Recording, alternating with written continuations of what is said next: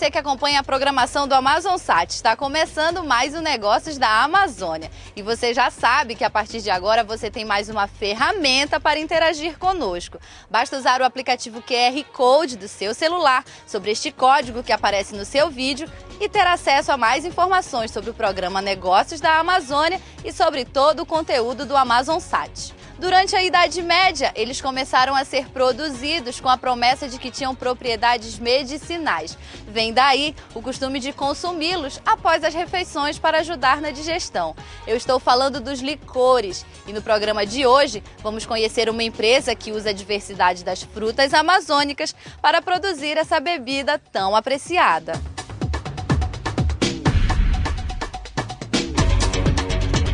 Nós estamos na Soervas da Amazônia para conhecer os licores Caiçara. E quem vai nos acompanhar no programa de hoje é o senhor Cabral. Senhor Cabral, seja muito bem-vindo ao programa. Como surgiu a empresa? Bom, a ideia de fazer alguma coisa com produtos naturais veio quando eu estava próximo de aposentar, né? Por ser pesquisador do INPA nessa área de Química de Produtos Naturais, eu pensava continuar a minha vida ganhando dinheiro com aquilo que eu sei fazer. Daí uma das coisas que, digamos assim, mais fáceis que apareceram para fazer, que eu achava que ia ter menos trabalho e que havia uma necessidade, era licor. Então, daí surgiu a ideia de criar licores de frutas da Amazônia, que eram, digamos assim, era uma raridade, né? Pelo menos aqui em Manaus, e fazer isso com qualidade. E qual foi o primeiro sabor a ser produzido? Bom, aí tem uma historiazinha. A primeira coisa que eu pensei em fazer foi óleos essenciais. E um deles foi capim-santo, porque é fácil de crescer e é fácil de fazer, fácil de produzir o óleo. Só que eu descobri que, na realidade, o mercado pagava muito pouco por esse óleo. Era muito mais fácil importar da Índia do que a gente produzir aqui e vender ganhando algum dinheiro.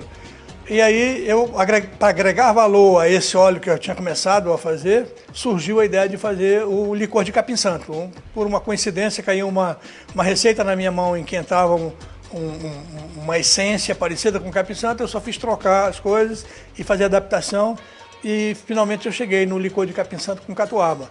Bom, com essa ideia em mente, eu imaginei criar Soervas para produzir esse licor.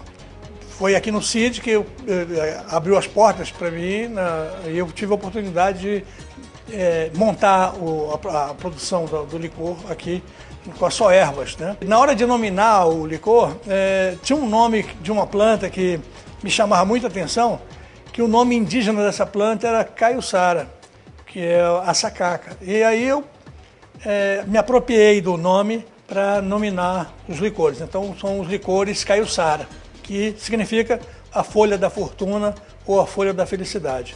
Seu Cabral, como o senhor acabou de falar, a empresa é incubada aqui no CID. Então eu quero saber do senhor quais foram as dificuldades no começo, quando o senhor abriu o seu negócio, e como foi para a empresa vir parar aqui no CID. Ok.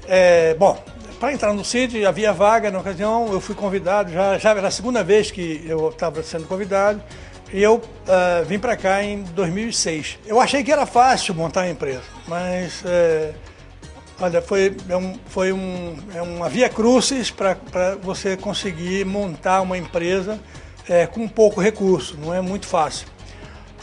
Mas, digamos assim, a minha ideia era que o licor fosse completamente legalizado. Eu não queria um licor, mais um licor, eu queria o licor.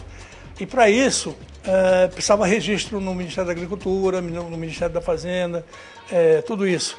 Licenças ambientais que foi preciso conseguir. Até você obter tudo isso, me levou aí uns 3, 4 anos. Então, a partir daí é que eu está começando a comercializar o licor, 2010, 2011, mas ainda está muito acanhada a coisa, porque não é fácil você trazer um produto novo para o mercado. Ainda mais a gente estando numa crise mundial. Então, isso, de certa forma, reflete na hora de você introduzir alguma coisa nova. Mas, como já foi dito, os licores são, digamos assim, têm uma função digamos assim, na sociedade, ou tinha, não é? Se a gente levar em consideração que quase todas as casas do Nordeste, do Sul do país, do Sudeste, nas fazendas se fazem licor. Você tem um licor que é o licor de jenipapo, que já saiu em novela, decantado, que eu acredito o seguinte: se o Brasil tivesse que ser definido por um licor, esse seria o licor de jenipapo, né? Então, por sinal, é um dos licores que tem uma apreciação muito boa, ao lado do cupuaçu. O cupuaçu também tem uma aceitação muito grande, as pessoas que provam querem repetir, e os outros, cada licor tem a sua personalidade.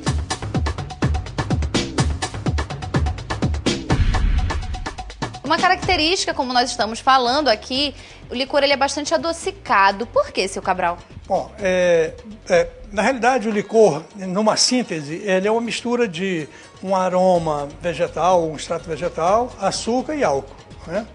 Então, para ser licor tem que ter esses 3 ingredientes. A legislação brasileira é muito clara e ela diz o seguinte, que os licores eles têm que ter de 18% a 56% de álcool. Abaixo de 18 não é licor, acima de 56 não é licor. O açúcar. Então, os licores brasileiros são classificados pela legislação de acordo com o teor de açúcar. Então, até 30%, de 6% de açúcar a 30% de açúcar, eles são chamados licores secos. Acima de 30 até 45, por aí assim, são chamados licores doces. Acima desse valor, são chamados de licores creme. E quando o açúcar começa a cristalizar dentro da garrafa de licor, eles são chamados licores escrachados, né? Ou cristalizados, né? Essa é a legislação brasileira com relação a licor. Bom, como nós fazemos aqui? Como é a nossa mistura? Então, a gente não foge dos 3. Então, a gente tem o álcool, a gente tem o açúcar e a gente tem a essência. No caso das frutas, dos frutos amazônicos, o que eu faço é um extrato hidroalcoólico, e desse extrato hidroalcoólico é que eu uso para a confecção do licor. Então, eu faço o xarope, de acordo com a concentração que a legislação permite, misturo com álcool e esse extrato, e aí deixo simplesmente ele maturar, ele precisa maturar pelo menos uns 90 dias, e aí pronto, ele tem classificação indeterminada. O licor, quanto mais velho, como vinho, quanto mais velho fica, mais ele, digamos assim, arredonda os sabores. Então tá aí, o seu Cabral deu a deixa de como é que é esse processo de fabricação, e no segundo bloco do Negócios da Amazônia nós vamos te mostrar desde o início até o produto final sendo engarrafado. Não saia daí!